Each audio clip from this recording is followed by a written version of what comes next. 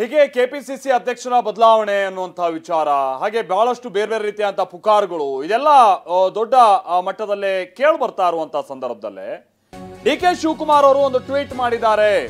X ನಲ್ಲಿ ಅವರು ಮಾಡಿರುವಂತ ಈ ಟ್ವೀಟ್ ಇದೆಯಲ್ಲ ಅಥವಾ ಈ ಪೋಸ್ಟ್ ಇದೆಯಲ್ಲ ಇದು ಮತ್ತಷ್ಟು ಚರ್ಚೆಗೆ ಕಾರಣ ಆಗಬಹುದು. ನಮ್ಮ ಪ್ರಯತ್ನ ವಿಫಲ ಆಗಬಹುದು ಆದ್ರೆ ಗೆಲುವು ನಿಶ್ಚಿತ. ನಮ್ಮ ಪ್ರಯತ್ನ ವಿಫಲ ಆಗಬಹುದು ಆದ್ರೆ ಪ್ರಾರ್ಥನೆಗೆ ಗೆಲುವು ನಿಶ್ಚಿತ. ಸದ್ಯಕ್ಕೆ ಪವರ್ ಶೇರಿಂಗ್ ಗೊಂದಲದಲ್ಲಿ ಕಾಂಗ್ರೆಸ್ ಇದೆ, ನಿಮ್ಗೆಲ್ಲ ಗೊತ್ತಿರೋ ಸಂಗತಿ ಇದು.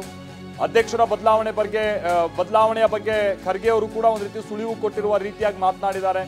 ಇದರ ನಡುವೆ ಡಿಸಿಎಂ ಡಿಕೆ ಶಿವಕುಮಾರ್ ಅವರ ಈ ಟ್ವೀಟ್ ಇದೆಯಲ್ಲ ಬಹುಶಃ ಇದೇನಾದ್ರೂ ಅವರು ವಿರೋಧಿಗಳನ್ನ ಗುರಿಯಾಗಿಸ್ಕೊಂಡು ಟ್ವೀಟ್ ಮಾಡಿದ್ರು ಈ ತರದೆಲ್ಲ ಒಂದು ಚರ್ಚೆಗೆ ಕಾರಣ ಆಗ್ಬೋದು. ಬಟ್ ಏನಿದೆ ಈಗ ಸದ್ಯದ ಸರ್ಕಮ್ಸ್ಟೆನ್ಸಸ್ ಅಲ್ಲಿ ಏನಿದೆ ವಿರೋಧಿಗಳನ್ನ ಅವರು ಟಾರ್ಗೆಟ್ ಮಾಡ್ತಾರೆ ಅಂತ ಅಂದ್ರೆ ಏನು ಅಂಥದ್ದಿಲ್ಲ. ಬಹುಶಃ ಇದು ಪಕ್ಷದ ಒಳಗಿನ ಕೆಲ ಮಂದಿ ಅವ್ರ ವಿರುದ್ಧವಾಗಿ ಏನು ಚಟುವಟಿಕೆ ನಡೀತದೆ ಅಥವಾ ಅವರ ಆಕಾಂಕ್ಷೆಗಳ ವಿರುದ್ಧವಾಗಿ ಏನು ಚಟುವಟಿಕೆ ನಡೀತದೆ ಬಹುಶಃ ಅದರ ವಿರುದ್ಧವಾಗಿ ಅವರು ಮಾಡಿರ್ಬೋದಾ ಅಂತ ಟ್ವೀಟ್ ಅಂತ ಕಾಣಿಸುತ್ತೆ. ಸೊ ಇಲ್ಲಿ ಅವರು ಅದಕ್ಕೆ ಸಂಬಂಧಪಟ್ಟಂಗೆ ಟಿ ನರಸೀಪುರದ್ದು ಕೆಲ ವಿಚಾರಗಳನ್ನ ಕೂಡ ಅವರು ಪೋಸ್ಟ್ ಅಲ್ಲಿ ಹಂಚ್ಕೊಂಡಿದ್ದಾರೆ.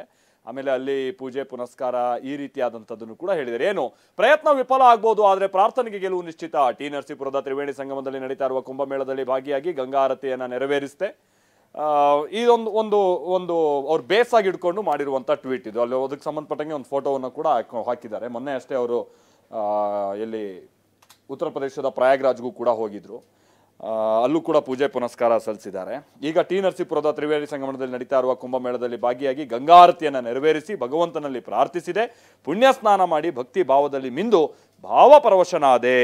ಪ್ರಯತ್ನ ವಿಫಲ ಆಗ್ಬೋದು ಆದ್ರೆ ಪ್ರಾರ್ಥನೆಗೆ ಗೆಲುವು ನಿಶ್ಚಿತ ಅಂತ ಅವ್ರು ಹೇಳಿದ್ದಾರೆ.